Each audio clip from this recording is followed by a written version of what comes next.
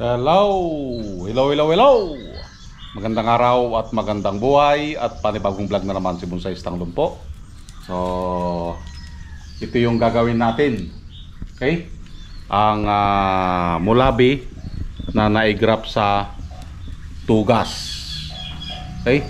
At kung mapapansin nyo, ang kanyang mga dahon ay yumuko or nalantana. Okay?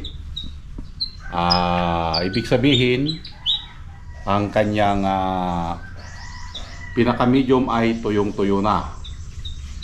In short, tigang na. So, ibig sabihin, kapag tigang na, kailangan ng galawin. Agoy. Kailangan na galawin. Okay. So, ito yung kanyang itsura. Dito natin ipapasok yung selection of branches or branch selection. Ayan. Okay. So, yumuko na lahat. Okay. So, umpisa na natin na himas-himas. Okay, so let's start. Tanggalin lang natin yung mga hindi na kailangan na sanga. Okay?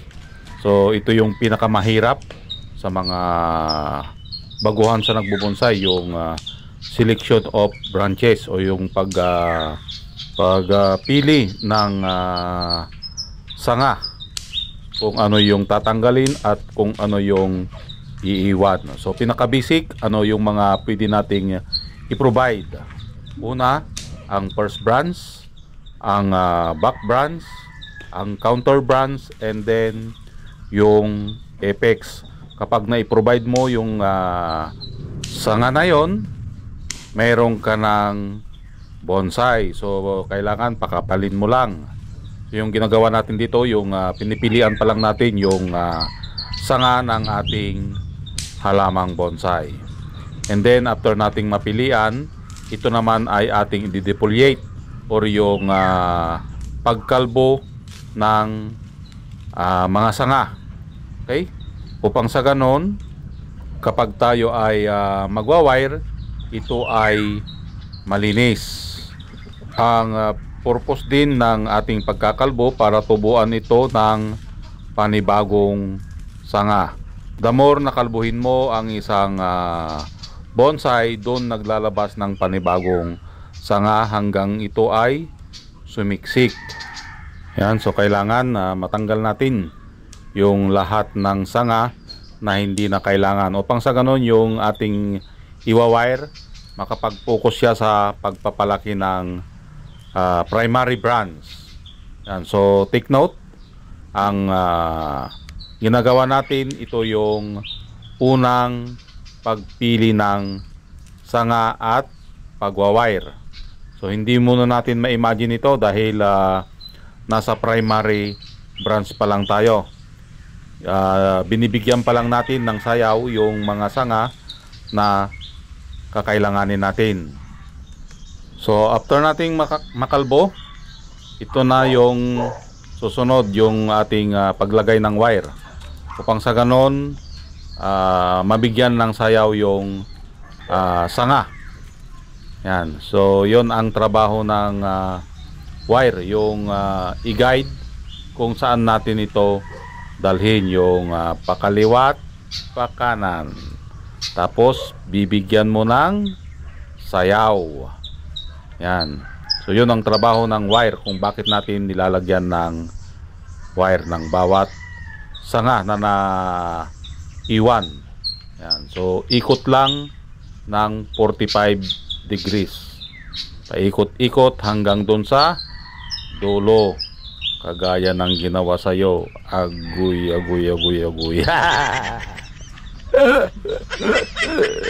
Pinaikot-ikot ka niya hanggang doon sa dulo. Ang kinalabasan sa kapitbahay na punta.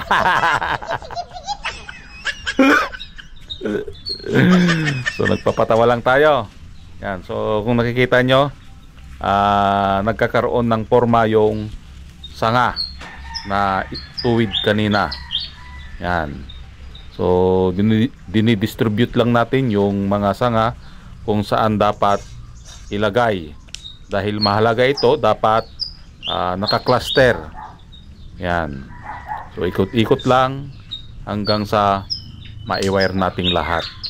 So mahalaga yun yung mga sanga kung saan natin dapat dalhin. Okay? Para magmukhang puno. Yan. At malapit na tayong matapos dito. So yan guys, natapos na nating i-wire. Ito na yung kanyang itsura. Yan. So ito ay cascade. So tinanggal natin yung mga sanga dito. Yan dito. Okay? At dito na lang tayo kumuha ng pang-apex niya. Okay? Yan.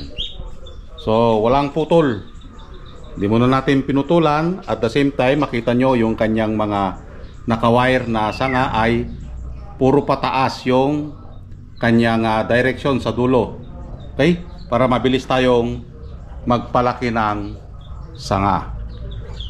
Yan. Okay? So, mayroon tayong na-graph dito na dalawa na kailangan natin. Yan at saka ito. Okay? Yan. Yan yung magiging back branch. Ito. Kasi kailangan natin ito, butas itong part na ito. So, kapag nakaganyan, dapat mayroon tayong makikitang sanga dyan. Yan. Okay? So ito na yung kanyang itsura. At antayin natin ito na makarecover and then bumao ng wire at i-rewire ulit. Okay? Ito yung unang latag ng mga sanga. Okay? So maraming salamat at nasamahan nyo na naman si Bonsai Stang Lumpo. Hanggang sa muli. Bye-bye.